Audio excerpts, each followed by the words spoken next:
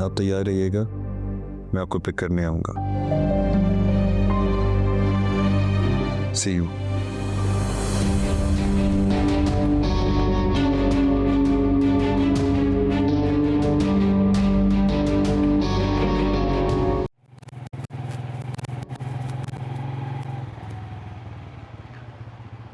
लो भाई, तुम्हारा घर आ गया।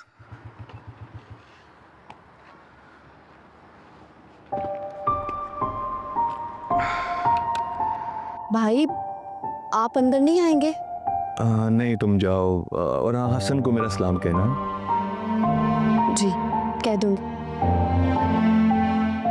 उदास क्यों हो? नहीं, ऐसी कोई बात नहीं है। ऐसे उदास मत हुआ करो। मुझे पता है तुमने अब्बू की बातों को दिल पे ले लिया होगा। जब तुम्हें पता है कि वो हैं ही ऐसे, तो क्यों उनसे उम्मीद बांधती हो?